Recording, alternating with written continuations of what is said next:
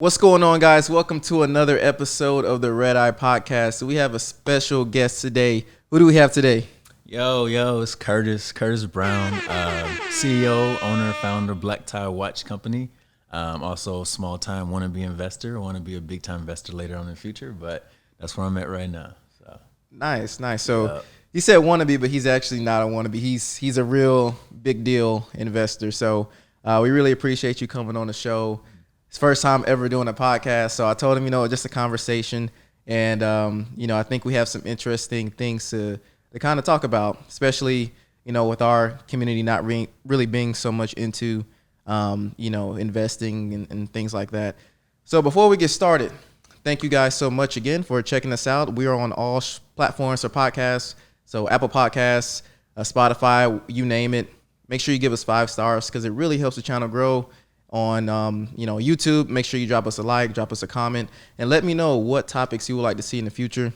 We love making these episodes, and it really helps the channel grow, and it gives us a big incentive when we see that you guys are really appreciating everything. So without further ado, we have Curtis Brown from, where are you from? Houston, Texas. Born and raised in Houston, Texas. Let us know a little bit about your brand and how you got started. Yeah. So I get this question a lot. I wish I had like some cool underdog story of like me being broke or something. That was my last resort, and I just hit 6 figures in a week or something. But nah, it was really I started the brand because I wanted something to do with my money, pretty much. Like I was already looking into stock investing.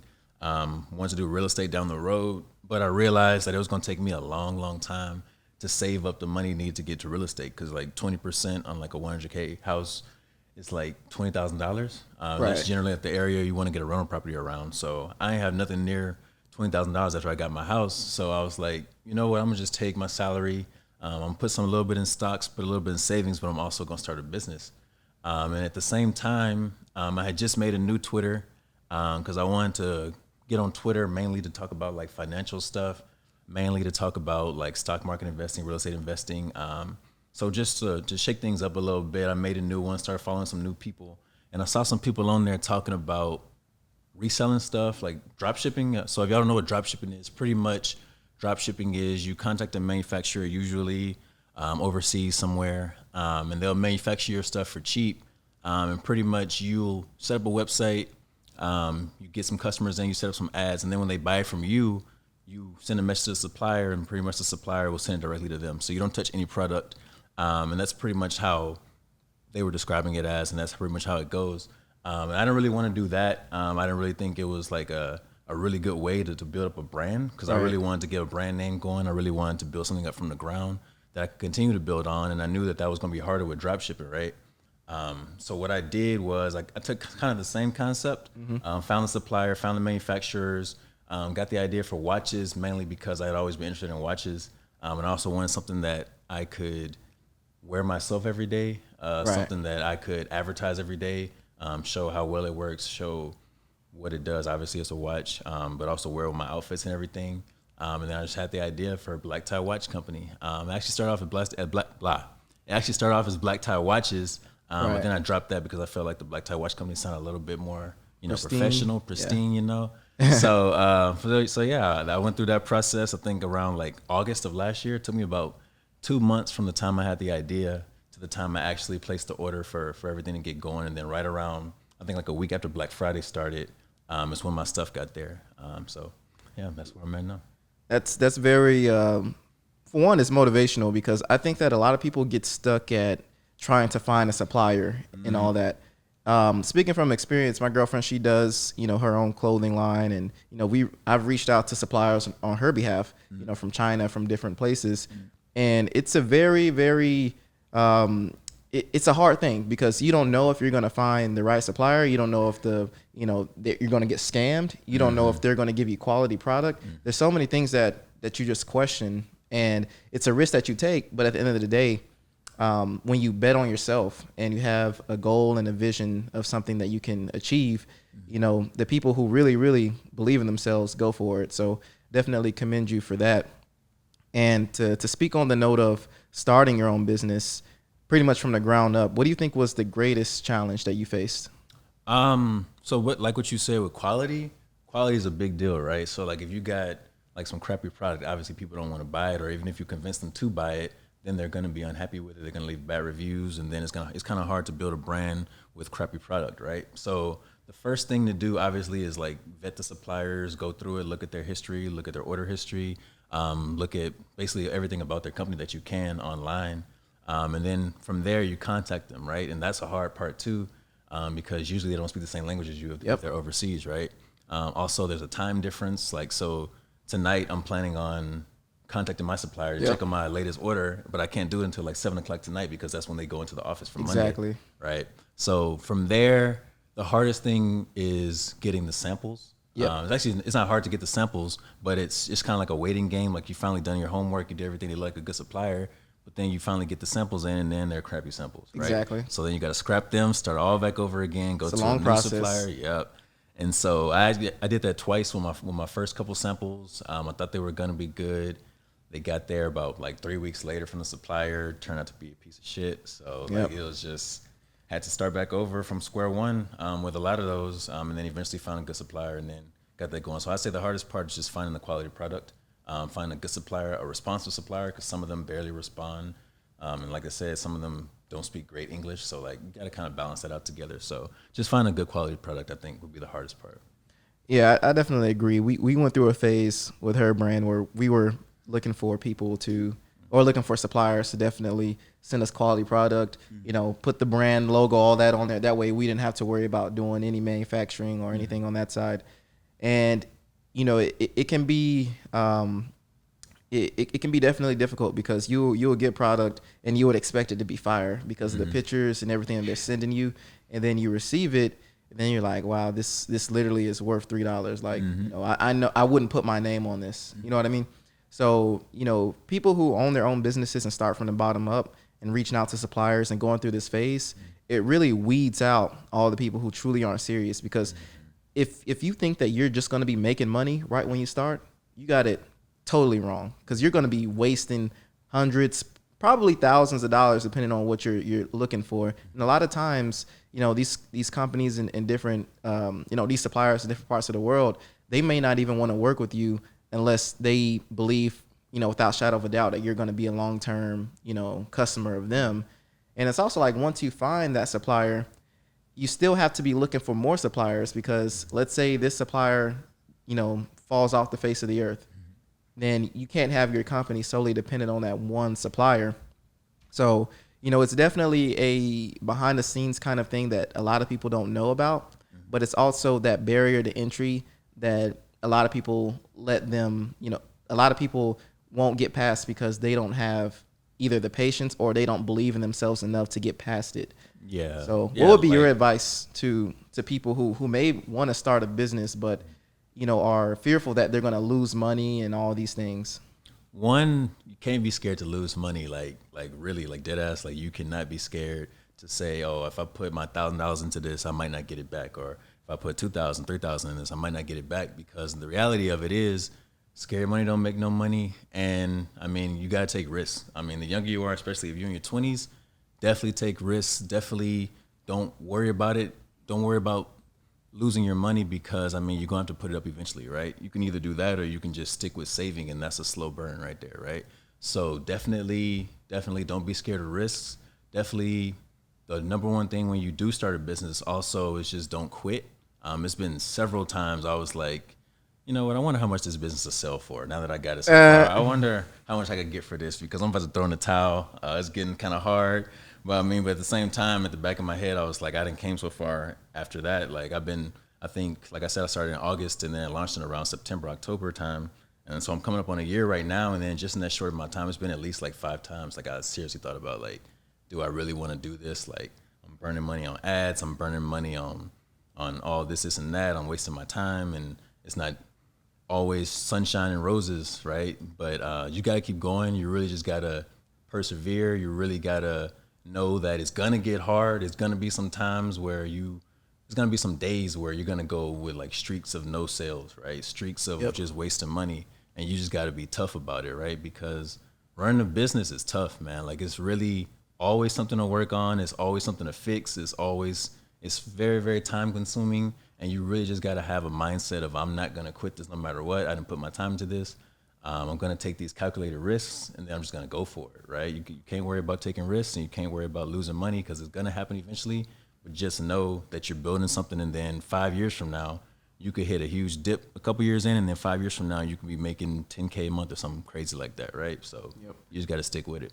And I think for everyone listening, this should inspire you, because Curtis, he's a regular guy, and I'm a regular guy. We are regular people.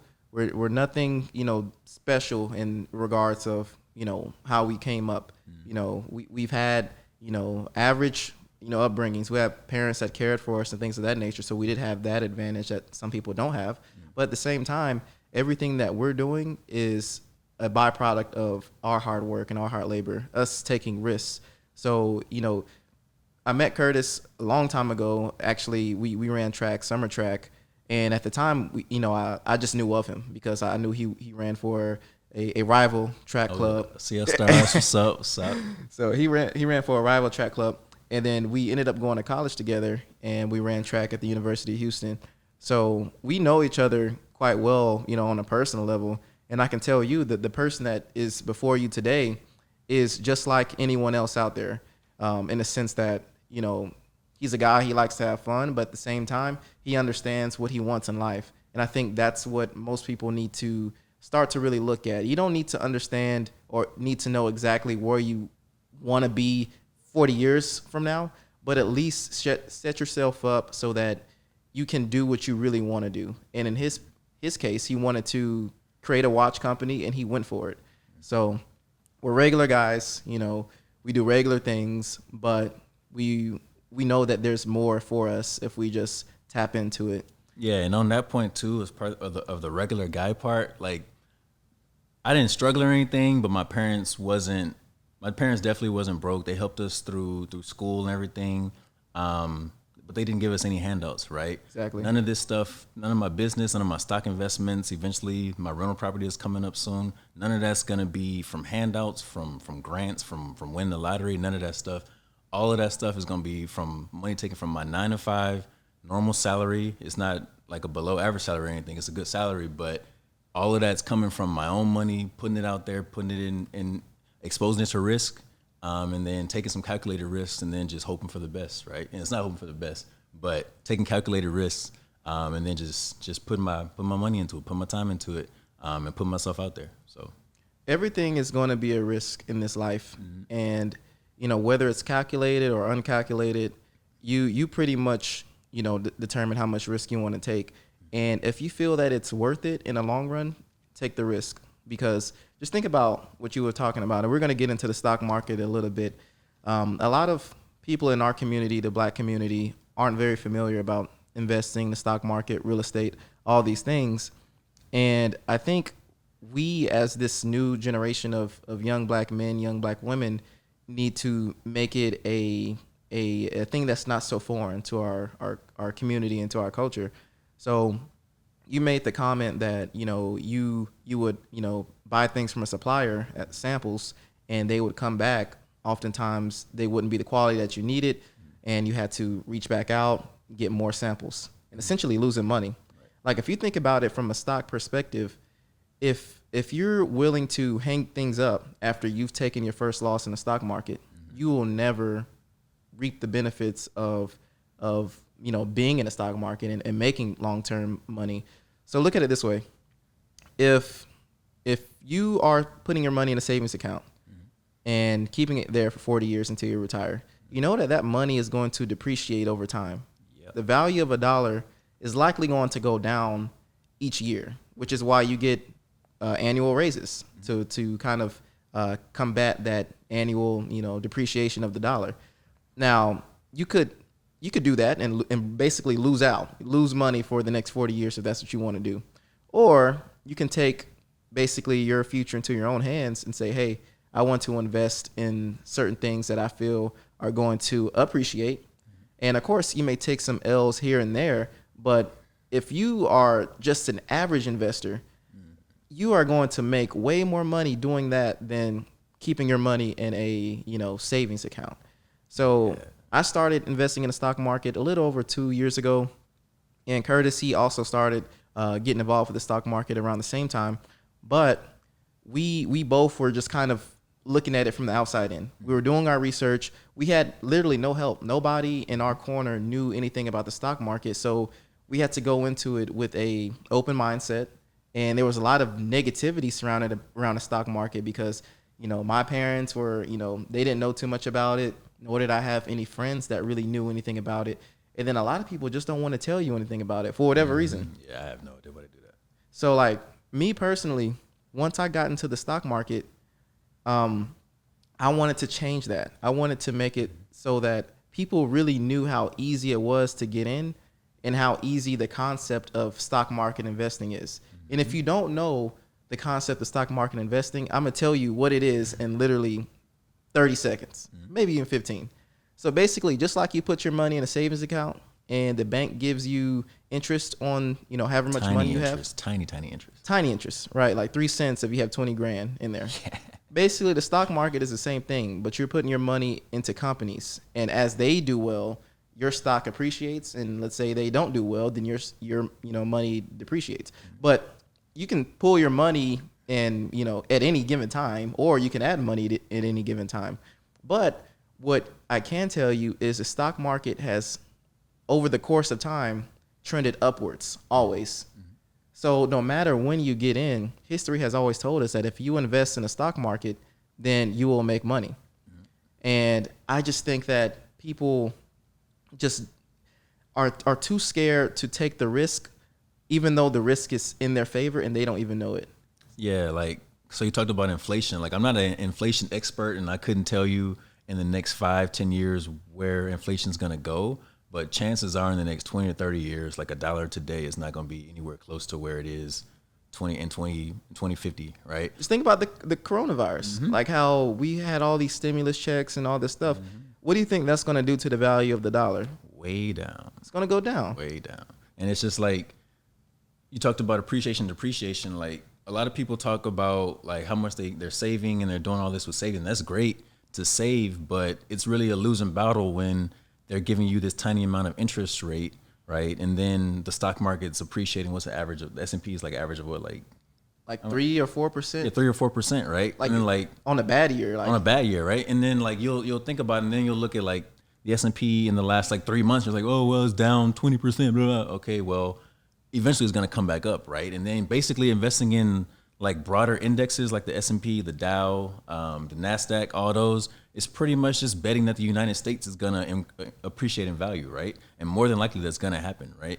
And so if you think about things that were in 1980s, 1990s, stocks were a fraction of what they are right now, right? And if you look historically, if you would have invested just a small amount of money every so often, then you'd have crazy amount of money versus a savings account. It barely even moved, right? So like, it's risky. It has risks. Obviously, there's risks in everything, but there's also risks in leaving your money in a savings account and hoping that you'll have enough money for like retirement or something like that in 20, 30 years, and hoping that, let's say your plan is to save $1 million, maybe in 30 years, $1 million ain't gonna be enough to live off of, right? For another 30 years until you die or something like that, right? So you got to think about that and keep that into account. Inflation more than likely is gonna happen in 30 years, and the best way to protect yourself against that is to buy assets, own something, real estate, a business, stocks, something that's going to appreciate over time, and to keep up with inflation like that. So. Exactly, and it's like back in the day, like in the 80s, the 70s, and even like in the early 90s, like some of the interest rates from the banks, like they were giving out 7, 8, 9% interest rates. At that point in time, it's almost like, I understand why you wouldn't invest in the stock market, because if you get 9% interest on your savings account, then it's like, I'm already beating the S&P. If the S&P is getting, 3 to 4% interest. But think about nowadays, most savings accounts, if you get 2% interest, then that is amazing. And, most people, they get a fraction of a percentage.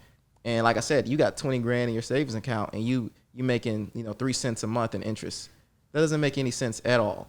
You know what I mean? Yeah. So, I just think that people need to really look at risk from all perspectives, because they think that the safe way about it is, okay, I'm gonna just hold on to what I make and I'll be good. But the fact of the matter is that could be much riskier, especially after this coronavirus thing, where we could basically, like, without a shadow of a doubt, infer that interest rates, well, not interest rates, but the value of the dollar is going to depreciate because they've been printing money. Pumping too much money into the economy. Exactly. So, stock market is definitely like there's so many ways to invest nowadays. There's the real estate, there's stock market, there's, even Bitcoin, which is new, relatively new, for our generation.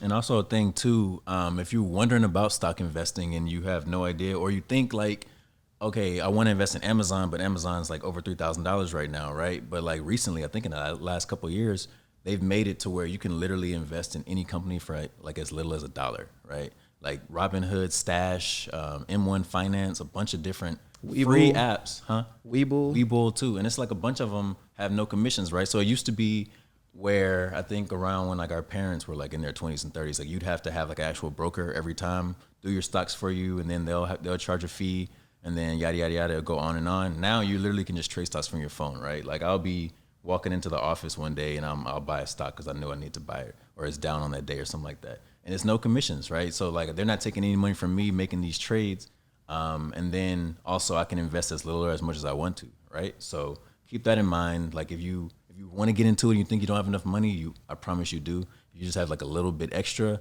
It really would benefit you if you put that in the stock market versus put it in a savings account. And I'll tell you guys this: my first ever investment was $100, and by a year later, I had over 10 grand in my account. Mm-hmm. So people tend to think that if you don't have a lot of money to start out, you can't grow it or you won't grow it fast. That's not the case. Mm-hmm. Like you can literally grow your account super fast. Mm-hmm. Like getting to 100 grand really does not take long. Like most people can save $500 to $1,000 a month. Mm-hmm. And even if you can't save $500 to $1,000 a month, you can still save something. Mm-hmm. And while you're saving, you can develop the skills needed. Like it doesn't matter if you have $100 in your account or if you have $1 million. Mm-hmm. If you know how to trade stocks and make smart decisions, the percentage is what matters. Mm-hmm. So I'm up 50% in this account. I'm up 30% in this account. Mm-hmm. If you can manage a portfolio worth $100 and do it well with a diverse collection of stocks, you can do the same exact thing with $1 million. Mm-hmm. So don't let the money that you have currently right now be your barrier of entry. Just go for it, because even if you lose money, like Curtis said, you can't really be worried about it because you have the long-term end goal in mind. Mm-hmm. And you have to almost look at it like owning your own business. Yeah. And if you're willing to try multiple times to meet your goal, then you can't let minor setbacks hold you back. And I'll tell you guys this. Like I said, I started investing, a little over 2 years ago. Curtis was, just getting into it as well. And we started an investment group. And all it is basically a group chat. And we talk about different stocks, things of that nature. We try to, give advice where we can. But, I think everybody should be trying to get involved with something like that, whether it's stocks, whether it's real estate, whatever it is, because it's something that's going to better you in the long run. Even if you don't like it, just learn it, get that perspective. And I tell people like this: a lot of people, they buy sneakers, they're sneakerheads, or some women, they like to buy a lot of purses. Mm-hmm. And for me, I could look at a pair of sneakers because I used to really be buying a lot of shoes like that, and I can tell, oh, those released at $250. But if you were to buy them now, those probably run you like $500. And the reason why I know that is because I understood the shoe market. I was really involved. It's the same thing with stocks. You're not going to understand the stock market until you get in it. You're not going to understand that Apple is high right now. Mm-hmm. You may understand it's high because, Apple is, I ain't going to, no investment advice, my bad. I ain't going to comment on Apple. Yeah, but keep going. But exactly. But the fact of the matter is, you're not going to be able to understand what stocks are high, what stocks are low, what stocks are good buys, what stocks are sells, because you haven't been in the market. It's almost like if I have this person who's never, been in the shoe game at all, and I ask him how much you think these cost, you could get an answer from, $60, or you could get an answer of, $900, because they just really don't know. And you can't blame them because they haven't been exposed to it. But you only get that exposure through putting yourself in a situation to, either succeed or fail. And once you do either or, you learn from it and then you move forward. So that'll be my best advice. Yeah, like, and it's like he said, like he started off with just $100, and then in like a year it was 10K, and like you don't even have to have that kind of growth, but like if you just slowly put money into it, like it's gonna grow, right?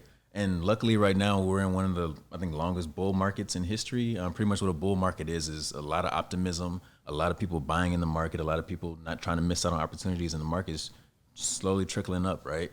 So like me personally, right now, I try to put in at least $100 a week. And even if like for you, like you put in just like $50 a week or just like $25 a week, something like that, eventually it's going to stack up. And then you'll look back at it 6 months from now, like, dang, how did I get all this money into the stock market? Right. But I mean, if you just forget about it, put it on like auto deposit or something like that, or just remember every paycheck, you need to take a certain amount of money out of it. Do that. And then eventually over the long run, it's really going to add up. And eventually before you know it, you'll reach your 10K, 20K goal, whatever it is. Exactly. And, it's all perseverance. Once you get into it, you're going to be a bit more worried about if a stock goes up or down. But I'll tell you, 2 years and some change in, like, I'm not bothered at all. I could wake up and be up, $3,000. And I'm like, oh, okay, nice. Or I can be down $5,000 and I'll be like, all right, whatever. But when I first started, it bothered me because, I was too worried about the day to day. And, you can't really be worried about the day to day unless you're, day trading, which is a whole nother thing. I wouldn't recommend that you day trade until you learned at least the fundamentals of, investing and, stock market investing, the slow route, So definitely, download an app. It's so simple. You download the app, you put your information in there. Don't be scared. They're going to ask for your social security number. You're going to have to do taxes at the end of the year. Nothing big. You'll just print out a document from the site and, you'll take it to your, tax CPA. And that's pretty much it.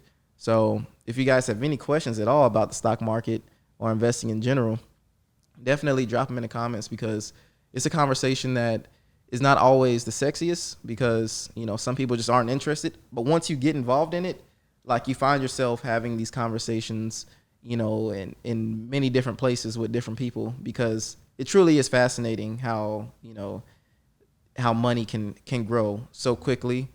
And don't let those horror stories of people losing it all, scare you.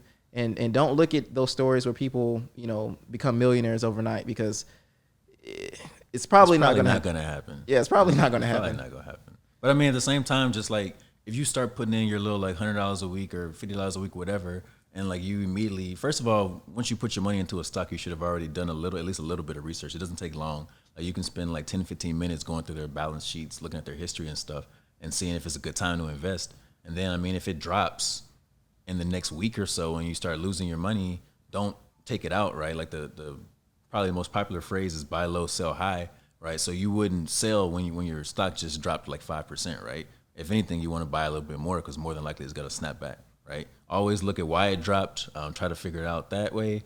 Try to understand what's going on, why it's moving up or down, and then, I mean, eventually you'll catch on. And like now, like I'll look at a stock that just dropped and I'll be happy it's dropping, even if I own it, because I know I got a chance to buy more and I know it's going to come back and make me even more money, right? So exactly. It's one of those things where once you purchase a stock, you have a vision for that stock. You have it in your mind where this stock can go to because you've done your homework. And like I said, this only comes with experience. Like you can do all the research you want to do up front, which is great because you need to know how the stock market works from a general aspect. But at the same time, you're not going to know when to sell. That's the hardest thing, to be honest with you. Yeah. I feel like even for experts or people who claim to be experts, selling is the hardest thing to get your mind around. Because a lot of times what we do is we buy these stocks, we buy them low, and these stocks, they go high and high and high, and then we get scared. We're like, well, this stock is outperforming what I thought it was going to do. Should I stay in it or should I do this or that? And what I've done, here's the biggest mistake I've made in the stock market, just so that you guys know. So I bought Tesla when it was like $230. I bought Tesla. I had like $10,000 worth of Tesla when I bought it. So just I had pretty good, pretty good stake in Tesla. Tesla to this day is almost 15,000, and it's been not 15,000, 1,500. I'm about to say I don't know.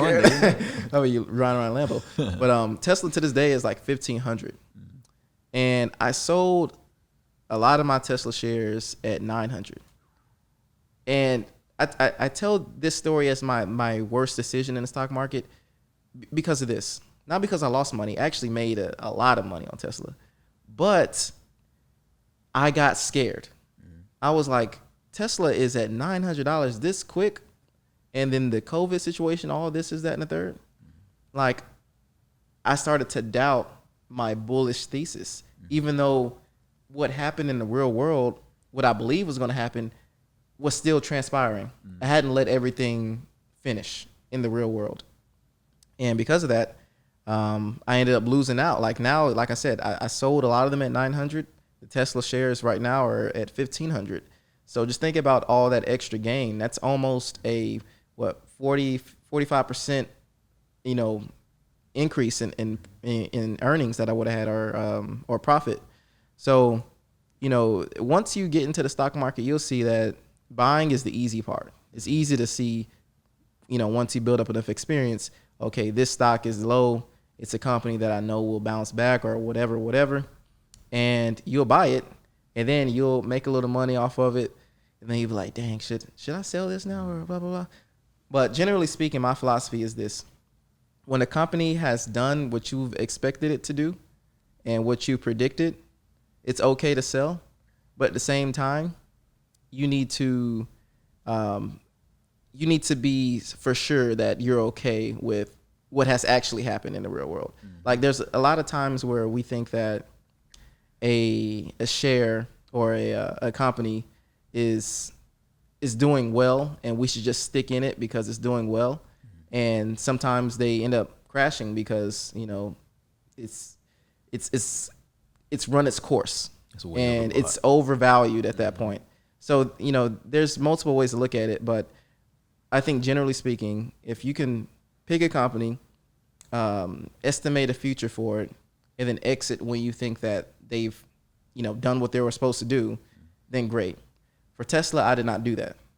I saw that stock went to 900, and I did not care what they were still doing, what gigafactories are being built, whatever batteries.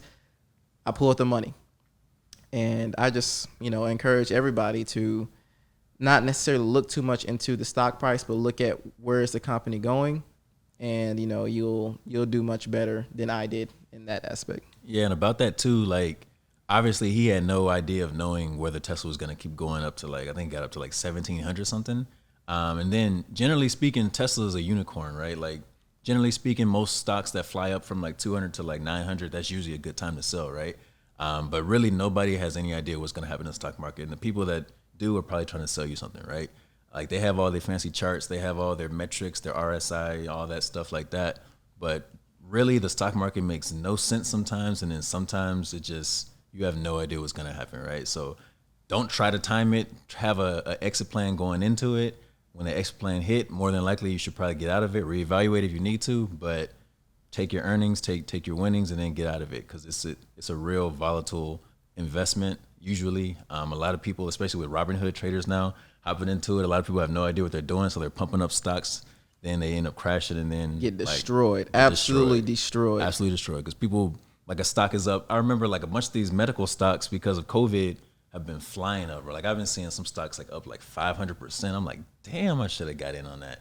But at the same time, I'm like, I have no idea what that's even about, so I'm not even gonna touch it, right? But you got these kids coming in here, seeing that it's up 1,000%, like, oh, I need to buy that. It might go up another 1,000%.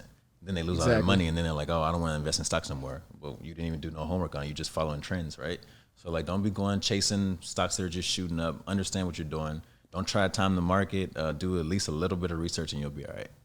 Yeah, and I think it's funny because I was telling people for months and months, I'm like, you guys need to get in Tesla. You guys need to get in Tesla. And people were really not trying to mess with Tesla at all because the news was so bad. If you remember, Tesla had dropped to $170 at one point. And that's when I was looking at it and I'm like, 1,000 here, 2,000 there, blah, blah, blah. And I had built up my, my portfolio or with Tesla. But when Tesla got to around $700, people were like, okay, now it's time to invest. And you saw even ESPN was talking about it. Really? Certain basketball players had invested in Tesla and blah, blah, blah. Everybody started investing. And then the coronavirus happened. And then people who got in at like $700, $800 saw their money go from 800 to literally 280 or something like that. It's literally crash. And like people who aren't, in the stock market, they get super scared. And they're like, let me just pull all my money and save what I can. And then literally 2 months later, Tesla stock is back at $1,000. So it's like, don't fall victim to the hype. Do your own research at the end of the day. But it's interesting that it's just human nature. I think like Curtis said, the stock market is not always logical. Like it's a very emotional thing. Like you wouldn't think a stock market could be emotional, but it is. Like emotion drives the stock market more than you think. And if you could remain logical through all the uncertainty, you will come out on top. Like I'm 100% positive you will. And that's how we are. That's why we're making money. And that's why, we could care less about the day to day, because we know from experience, from our losses, from our gains, that, everything is going to play out the way we expect it in most cases when we do our research. Yeah. So I guess we can switch up topics a little bit. And we'll still keep it into financials and all that stuff. But as far as the stock market is concerned, you got involved about 2 years ago. What was actually your inspiration to get into the stock market? Honestly, I have no idea. Because when I got out of college, so like I ran track. I did sports my whole life, and then I got out of college, got a job, had no idea what I was gonna do with this money, had no idea what I was going in life, and I was just kind of stuck. Like, dang, this it? Like, go to work, go home, and that's it. And so somewhere on the internet, I saw something about investing. Like I already knew in the back of my head, like what the stock market was, kind of knew how it worked a little bit. But I just started finding like YouTube videos and started finding like people talking about it, like interesting YouTube videos talking about like how it works, what they're investing in, yada, yada, yada, doing stuff like that. And I'm like, I want to do this too. Like it seemed like it's simple. Like pick a company you think is going to go up and put your money into it, and that's it, right? So like my first company I invested in was Albemarle, I think they're called. I think their ticker symbol is ALB. Pretty much what they do, they actually manufacture or they supply the lithium for the batteries that Tesla uses and like electric car company uses. So I'm like, well, yeah, electric car's gonna boom, right? So I might as well put my money into this, which was not like a great thing for me to do because I eventually lost some money because I didn't understand. Like I feel like they still like eventually like maybe in 5 years, 6 years, whatever, will go up, but like as like a growth stock, they're not like a good growth stock, right? So I think they're probably like around the same price that I bought them at, like way back then. So like that was my first time getting into it. It wasn't really any big catalyst. I just like was looking for somewhere to put my money. I knew that investing was something that I wanted to, but didn't know how. So I just started looking across the internet and eventually got into it. Okay. That's interesting because most people who get involved in the stock market, at least from our community, end up doing it on their own. Like there's no one to really tell them anything. And I think for me that's similar because I started working my 9 to 5. And then, of course, like you're making good money for the first time in your life. But in the back of your mind, you're like, even though I'm making, pretty good money, I won't be a millionaire like anytime soon. Like I won't be able to buy these things. I won't be able to, achieve these dreams or, experience these dreams because it's just not possible to do it. And I'm the type of person where I want to, experience everything young and work hard, play hard at the same time. So I don't want to grow up and work my whole life, retire at 65 with $2 million in the bank, and now I'm starting life. Like, and at that point you have kids, so you got to worry about other things and all that stuff. So I'm like, how can I do both? And I think that's how I ended up at the stock market because for that reason. But if you could think of anything in your kind of life as far as in your short time as being an adult, I say short time because you're only 25. So what would be your biggest regret?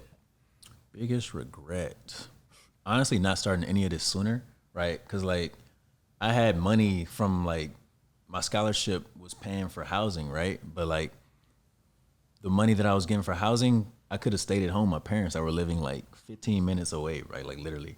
But instead, I opted to live with Mario and then my roommates and stuff. So instead of doing that, I would have taken that money and started investing in stocks, started investing in a business, right? Because like once I got going with all this stuff, I realized that bro, time is so precious, bro. Like Yep. as much time as you can put into this, and as soon as you can start, bro. Like if I could have started when I was like 16 and like invested through my parents, I would have, right? Because like just looking back, like you can look at stock charts from like 10 years ago, 10 years ago, and you can see how much growth has already happened, right? You can see like maybe if I would have started this business 2 years ago, where would I be right now, right? So like you start thinking, and like I just really start regretting not putting my money up and like not, and I was wasting it on like the dumbest shit, bro. Like just like not spending it. I'm not even like the flashiest guy, you know me. Like I don't be buying the latest shoes. I don't be buying like the latest toys. Like I still blow money on like dumb stuff, like eating out too much, going doing crazy stuff with my money and stuff. But I definitely would have started this a lot sooner because I would be so much further now. And I'm glad I got started. Like I'm still 25. Like I'm still young to a lot of people, even though I feel old, got some gray hairs popping up and shit. But like overall, like I feel like, I mean, if I would start even like a few years earlier, like right when I graduated at 23, I'll be so much further ahead, right? So it's not that big of a regret. Like I'm doing what I'm doing now, but Right. I definitely would have started sooner. I think that's what most people from our community say. It's because once you learn it, you start to look back and notice how, so many other communities, typically the majority, white folks, even, some Asian and Indians, but in particular, black people, we don't get in early because we don't have that knowledge for, generally speaking. I remember in high school, there were some kids, some white kids, some Asians, and they were always talking about the stock market. And they actually had money in the stock market. And to me, I just didn't understand it at all to even, like most people, they think about it. When people come to you about stock market questions, they're like, ooh, I want to invest. Ooh, I want to, blah, blah, blah. What should I invest in? Yeah, what should I buy? invest? And, I don't know. those are such the rookie level questions, or the, like, at that point, you don't know anything at all. And most people won't sit down and give you a crash course on how to even get started. They'll tell you, okay, yeah, basically you put your money in these companies and this and that, and it grows up and blah blah blah. But they don't tell you how to put the money in. They don't tell you, what to look for. They don't tell you what, these ticker symbols mean and all that stuff. So, it's one of those things that I want to give back now to those people. Like people who are serious though, because obviously, like whenever I post something on Instagram, like a big win, people, they see the big win and that's all they see. They don't see everything that went into it. So they're like, yeah, I want to invest, teach me, blah, blah, blah. And, a week later, I don't hear anything from them. So, I think that, as a people, we need to, become more educated in more aspects of financials, because you're going to change your family tree because of this. Starting your business, getting involved with investing, real estate, stock market. And I plan on doing the same, whether it be from a financial standpoint or whether it be from a knowledge transfer standpoint. So, I couldn't go to my dad and be like, what do you think about these investments? Like he knew from a high level about the stock market and what it's about. But I remember the first time I asked him about it, he was like, man, you gonna lose your money. You gonna this, you gonna that. And really it's, our parents trying to protect us. They don't want us to fail. They don't want us to, but you got to think about it from his perspective as well. He's worked so hard his whole life, done everything with his hands and feet, to build up all the wealth that he has. So for him, when he looks at money, he looks at it as, I had to do all this to get this money. So he was working more so harder than smart, just because he didn't really know. Like he was a professional athlete at one point, then he became a cop and, so forth.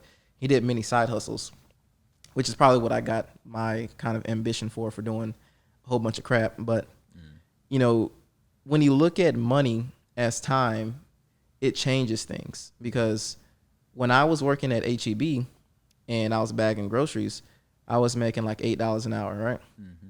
And then I'll go to lunch, and when I'm going to, the corner store or whatever restaurant that's close by, I'm like, dang, if I get something that costs $8, that's basically an hour of my life that I'm worth.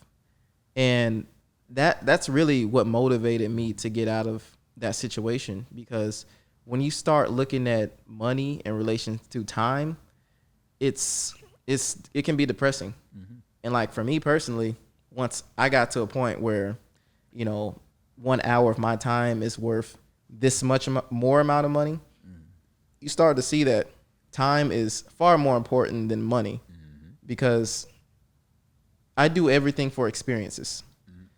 I don't do stuff for material things. Mm-hmm. Like, I want to be able to provide for my family so that we can experience things and cherish moments. Not because I want the fanciest car, or, I'd rather get a nice car and ride it in with my dad so that he can experience it and we can share that moment, if that makes sense.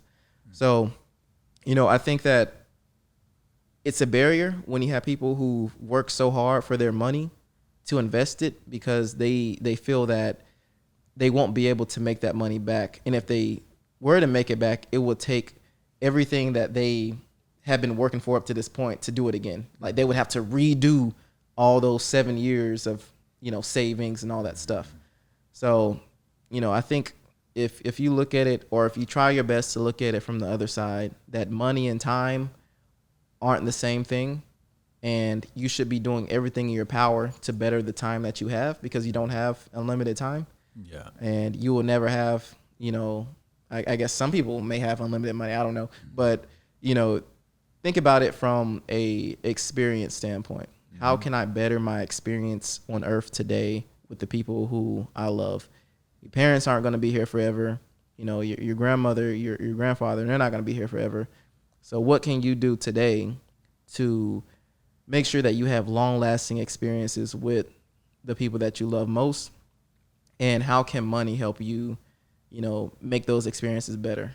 Yeah. Yeah. So 2 things you was talking about, like, I was going to circle back to the thing about like parents and teaching us and everything.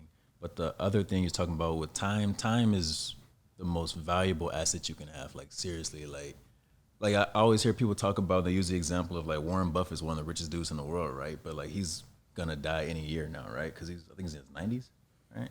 He's super old, but I don't know. He can talk for a long time. Oh, yeah, he's actually in really good shape for as old as he is, because he's still doing interviews and conferences and everything else. But like, at the same time, even Warren Buffett said he'll give up all his wealth if he can go back and be 30 again, right? Yeah. Because then obviously he knows what he can do with that, and knows what he has with the time that he can do with that, right? But like, time, it really is your most valuable asset.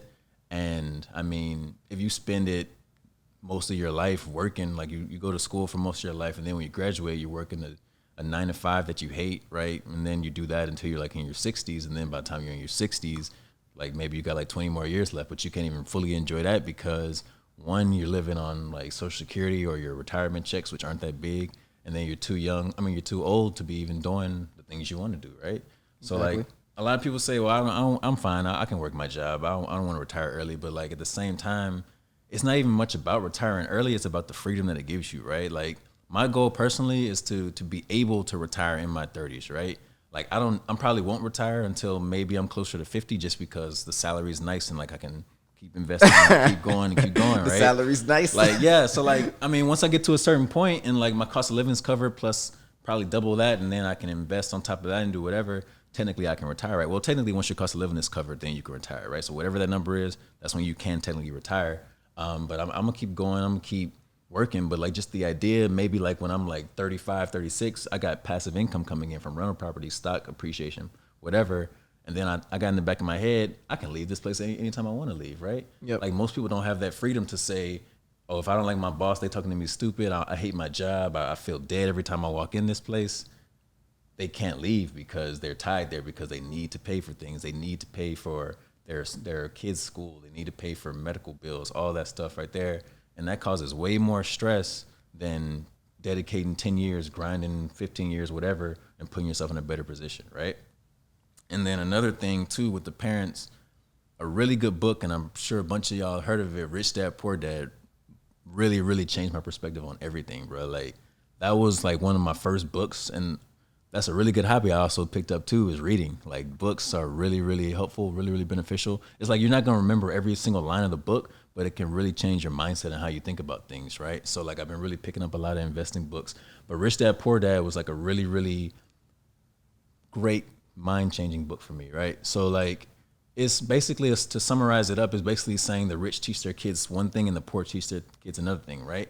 Mm-hmm. My parents, when I told them about my business, one of the first things they asked me is how much money I was putting into it. And then they asked me, do I know I'm going to get it back, right? They kept saying like, do I know the watches are going to sell, right? Do I know this, and that, right? But at the same time, like back to the risk thing, you got to take risks, right? You got to say, hey, I did my homework on these watches. I think people going to enjoy them. I got my target audience, yada, yada, yada. And then I'm going to go for it, right? But a lot of people, they have it in their head, like they were never taught that. So their mindset is, I'm gonna work my job, I'm gonna get a 401k, I'm gonna save for retirement, and that's it, right? And I just hate that idea, bro. Like I really hate knowing that I'm gonna probably be doing this job. Like I don't hate my job or anything, it's cool, but like I wouldn't do it for free, right? We're all only doing it for money, right? So like just the idea of not knowing that I won't have to be here until I'm 65, that's dope, right? So like I went to school with a bunch of rich kids, right? Yep. I added a bunch of them on LinkedIn after we graduated. And then 4 years later, when we all graduated from college, I'm seeing the jobs they're getting, right? The jobs they're getting aren't anything more special than what I'm getting, right? They're not getting executive jobs right off the bat, even though their parents are rich and have connections and stuff. They're still getting basic $50,000, $60,000, $70,000 jobs. But I know for a fact, most of those kids are going to end up being rich, right?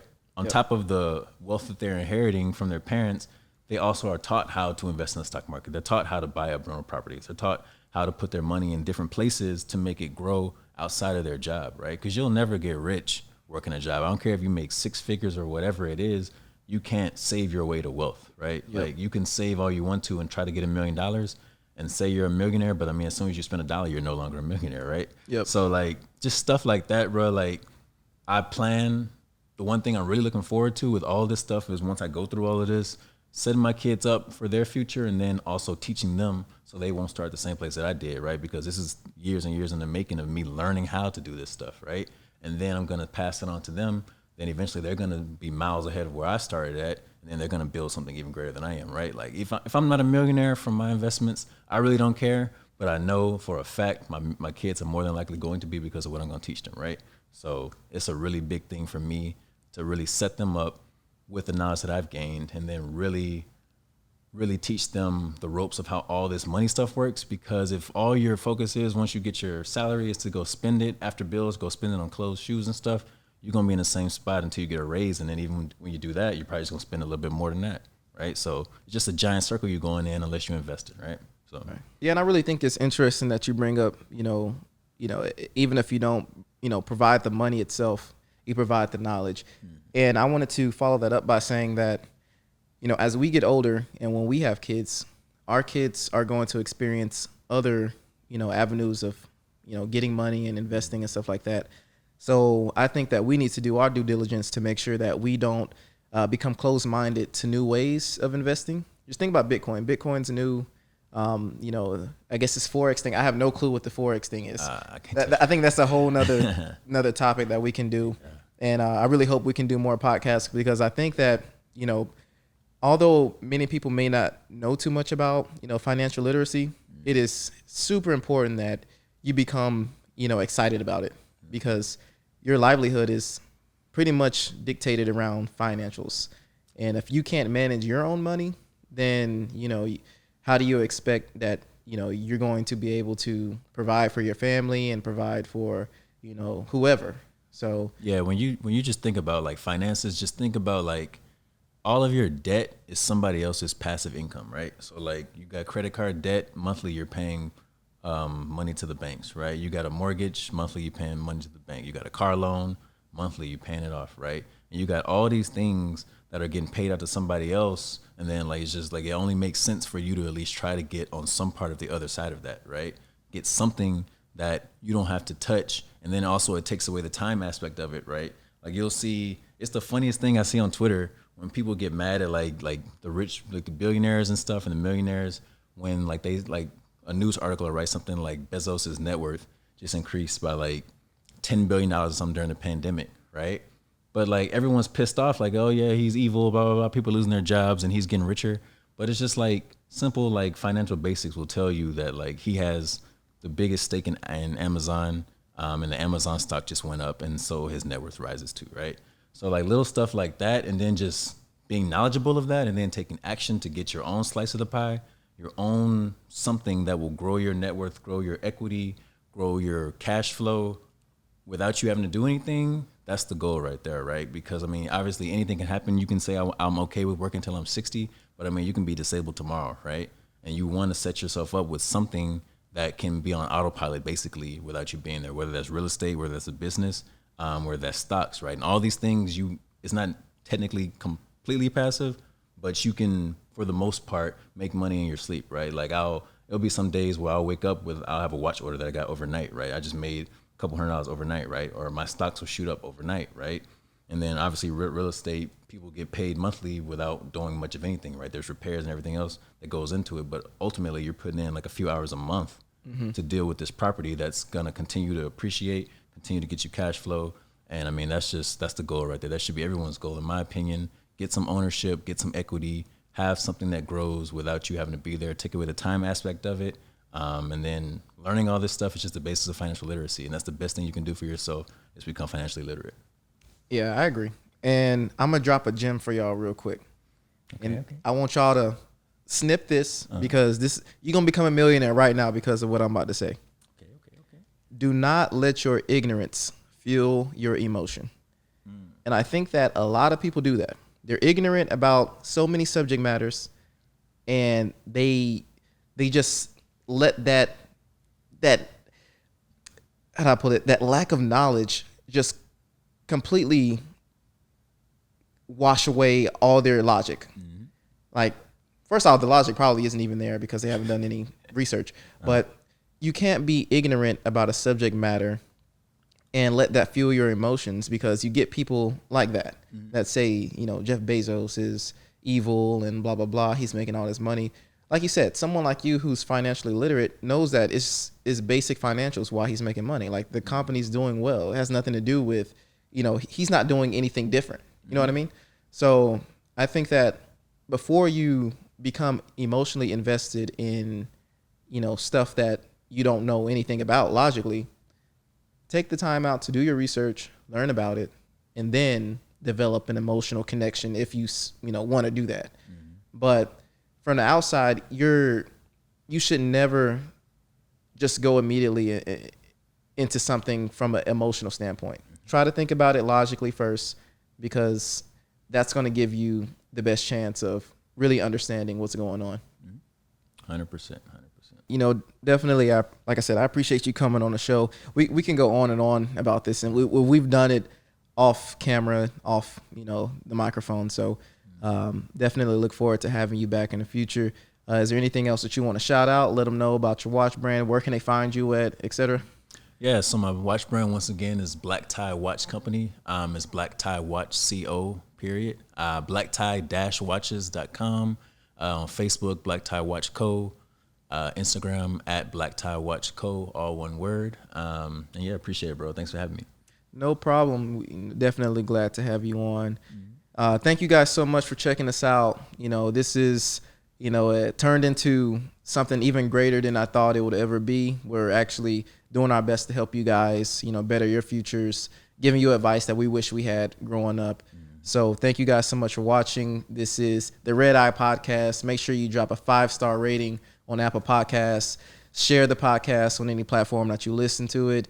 And if you're on the YouTube, definitely give the YouTube channel a subscribe at Xavier Floyd, and comment, like, subscribe, all that good stuff. So again, thank you guys so much. We'll catch you in the next episode. Peace.